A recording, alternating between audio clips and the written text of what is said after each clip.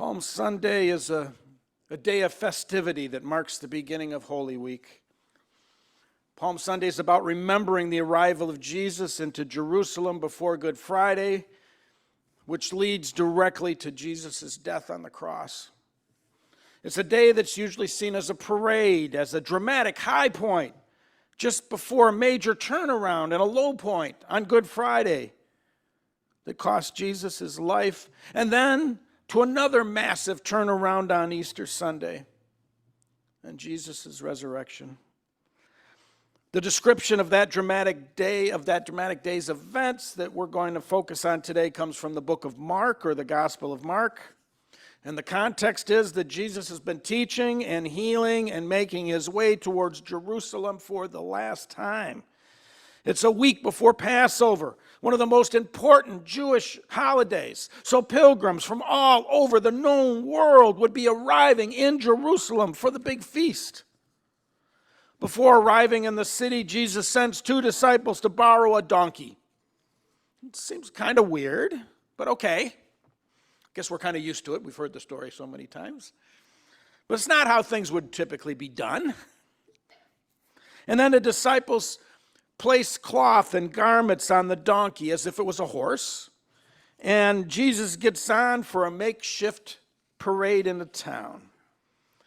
And donkeys don't move real fast usually, particularly when weighted down by a person. So this is a slow ride into town.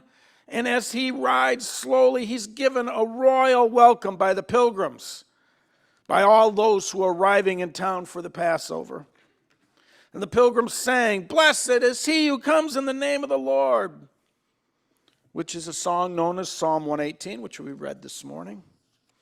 And this whole event, as I mentioned, it is sort of a walking meditation, a holy parade of support for Jesus and for his mission. And the group proceeds through the countryside, and they finally reach the temple in Jerusalem. At this point, the authorities would be on high alert, expecting a riot at the temple by this motley band of pilgrims centered around a Jesus slowly riding along on a donkey. But there is no riot. Instead, it all ends suddenly, without incident, as Jesus looks around at everything and leaves peacefully. Now, Jesus would be back the next day without the donkey to famously turn over the tables in the temple and cause a huge commotion. But that's not today. That's tomorrow. That would all happen on Monday. On Sunday, it's just a parade of singing people who walked to the temple slowly, peacefully, and then dispersed. It was dramatic, though, because of this huge number, the large number of people, but it was also very unusual, given the humble leader of the parade, sort of a puzzling procession, particularly to those in power who watched anxiously. Jesus, who taught the importance of being humble, finds that same humility drawing considerable attention, even inviting acclaim. Now, this is a bit of a change, because up to this point, particularly in the Gospel of Mark, Jesus had always cautioned his disciples, keep a low profile. Don't tell anybody who I am. Don't proclaim my works. Yet on this day, Jesus decides to enter Jerusalem with full-on publicity, in song and loud procession, while he continues to personally really remain an icon of humility, riding on a donkey. Jesus seems to accept the cheers and the praise from the crowds, even though he knew that he was not the sort of Messiah that the crowds wanted or expected. The crowds expected Jesus to reestablish David's kingdom by violence, by the iron fist of God. But God and Jesus had no such plan. Still, Jesus slowly leads this loud singing crowd to the stronghold and the home base of those who were destined to kill him. Why? We thought, why? Why did Jesus do this? What was the purpose of this parade? And more important, what can we learn from it today? Now, some people interpret this story as representing the joy of following Jesus as he fulfills his destiny. The parade gives Jesus' followers the opportunity to celebrate his ministry and his love. The problem, of course, being that all these folks singing, Hosanna in the highest, and blessed is he who comes in the name of the Lord. On Palm Sunday, these same folks will be crying, crucify him on Good Friday. Do these people represent us? Are we really that fickle? Unfortunately, maybe sometimes we can be that way. Another interpretation that I actually find more helpful is to think about it this way. Life has its share of Palm Sunday moments. Moments of celebration, of song, of joy, and of parade. And life also has its share of Good Friday moments. Moments of loss, of death, of seemingly unending pain. The tension between Palm Sunday, the joy of Palm Sunday, and the loss of Good Friday is sort of a metaphor for life. Our Palm Sunday moments are that much more special and precious because we remember the Good Friday moments, the moments of death and loss. We're able to celebrate and be joyous that we get to experience life in all its fullness, even though there's such a thing as death. Hopefully our faith helps us to develop this wider perspective.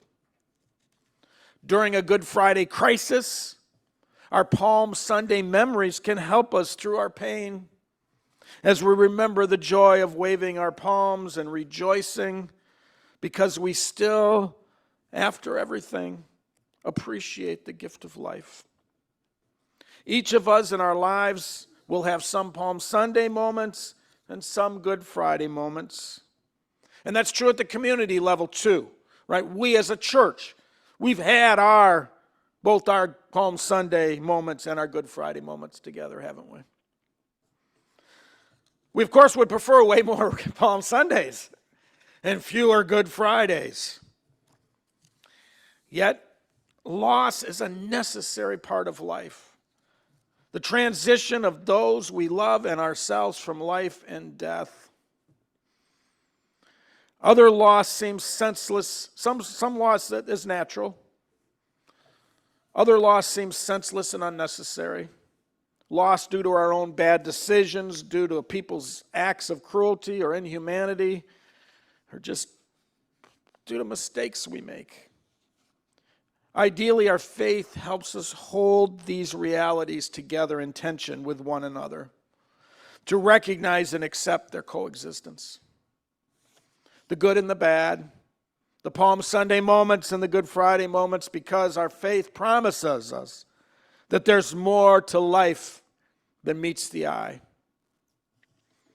Of course, there's much more than just celebration involved when we consider what happened on Palm Sunday, just as there's more than just loss and death on Good Friday. In addition to Palm Sunday being a joyous procession and celebration, the public arrival of Jesus in Jerusalem would also have been a loud political statement. Jesus is sort of announcing his arrival to the powers of the temple and of the Rome. Here I am. You want me? I'm right here. You don't have to look very far. Jesus, at this point, is well aware of the plots to kill him. And yet he does this parade. But while the temple authorities wanted to arrest Jesus, they would be hesitant to do such a thing in the midst of a celebratory parade of singing pilgrims because they feared a riot. And Jesus was also making a point, an in-your-face point, about what it means to be king. Have you ever considered Palm Sunday that way?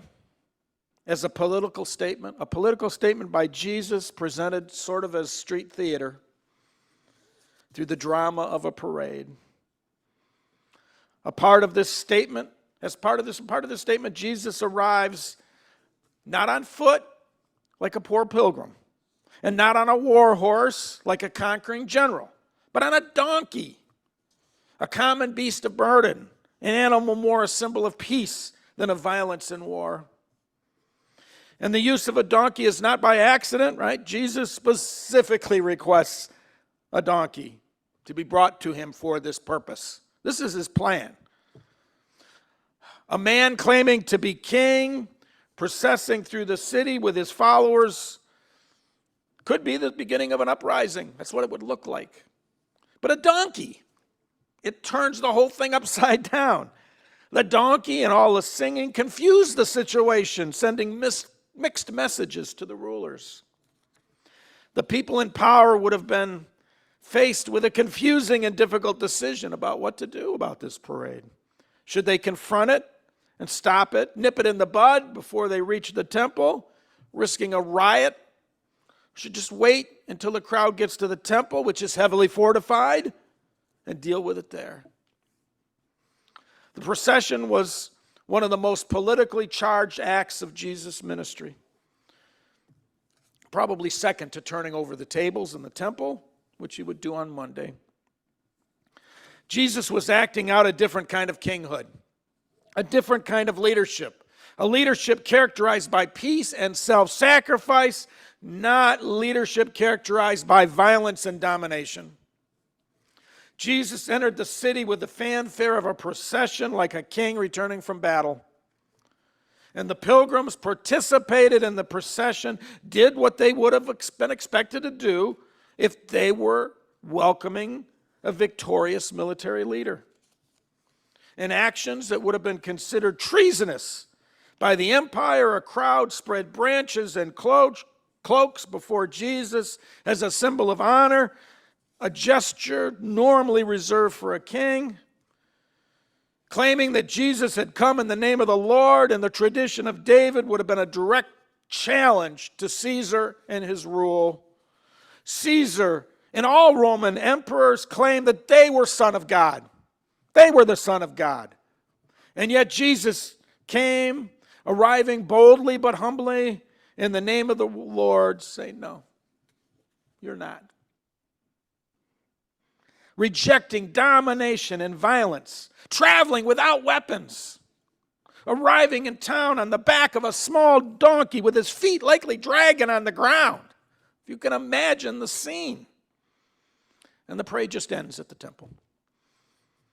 Now, what would you think if you were temple authorities? For that matter, when you think of the temple, what do you think of? What does the temple mean to you in Old Jerusalem? A place where people went to worship? Well, in the ancient temple in Jerusalem was much more than just a religious center. It's important to understand that. It was really a multi-purpose facility with many of the most important functions of society and power and religion all based there. The temple was sort of like the White House where leaders met. The temple would have been the main bank, walls like Wall Street, the courthouse, the police station, and more. Jesus led this parade to the temple, the center of government, of business, of political power in the community. And so people were probably thinking, all right, this is where things are going to really come down. Or the powers that be are going to come out and try to stop us before. But none of that happens. When the parade got to the temple, Jesus looks around, and then he left to get shelter for the night. No big speeches, no preaching, no lessons, no healing. So you have to wonder what went through the minds, what goes going through your minds now when you hear it. I mean, what? Wait, whoa. What kind of leadership is that in the face of Rome? Should we gather up our weapons? We want a king who will vanquish Rome. Maybe if the only leadership we humans can comprehend is the leadership of domination and violence, maybe Jesus can never be our king. Were the people who marched with Jesus to the temple on that first Palm Sunday ready for that kind of leadership? No, mostly not, as we find out later on Monday, Tuesday, and Good Friday. But Jesus went to Jerusalem to fulfill God's plan, whether the people were ready for it or not. That's sort of what Palm Sunday is. The ready or not, here I come day. And in doing so, Jesus provided yet another example for us to follow, as he provided so many examples for us throughout his life. In the Palm Sunday story, Jesus provides an example of how to interact, how to reject domination without committing violence, armed not with weapons, but lifted up instead by his faith in God and his trust in God's plan. In modern times, the idea of a nonviolent political march, often accompanied by music and singing, lives on. I'm not sure why it's such a powerful action, but history has shown its power, both in Jesus' day and our own. One of the better-known modern examples were the civil rights marches of the 1960s. Like the Palm Sunday March in Jerusalem, the U.S. civil rights processions were characterized by prayer, by song, and nonviolence on the part of the marchers. To this day, the idea of a nonviolent march to the seat of power continues to be a huge political statement, and not just in our country, but also elsewhere in the world. In many ways, the procession by Jesus on Palm Sunday was every bit, if not more, objectionable to the powers that be as the nonviolent political protests that people carry out today. Jesus' Palm Sunday parade was calling on the leaders of the temple to live up to the standards of the Old Testament prophets in the use of power and the treatment of the poor. Still, marching, singing, and making speeches only have lasting impact when people take the next step. Right? Jesus didn't just stop on Palm Sunday. Right? Jesus returned on Monday, and he overturned the tables of the merchants and the money changers who were taking advantage of the poor within God's temple. And Jesus showed up in Jerusalem all week. Sunday's only effective when we also show up on Monday, walking side by side with God every day, seeking God's will. Later in the week, Jesus will gather his disciples for the Passover celebration and his final meal. And that night, Jesus will come face to face with his own death. That night, Thursday, Jesus will be arrested, and the next day, on Friday, he will be killed. An innocent man. And we usually don't talk about Good Friday on Palm Sunday, but from Jesus' perspective, Palm Sunday's parade and celebration of life happened in full view of Good Friday and the cross. He knew it was coming. And as we walk with Jesus during Holy Week, from Palm Sunday to Good Friday and then finally to Easter, we have the benefit of that knowledge as well. We know that even when we're experiencing our Palm Sunday moments and our Good Friday moments, that our Easter moments are also ahead of us. The darkness of Good Friday does not win, will not win, is not the end of the story. Light drives out darkness, and the greatest gift of all awaits us, the joy, the elation, and the celebration of a risen Christ. But first, there are tables that must be turned over. There are tables that must be shared in communion. There are feet to be washed. And then on Friday, Jesus must die. And yet there is light on the horizon as Easter Sunday awaits us.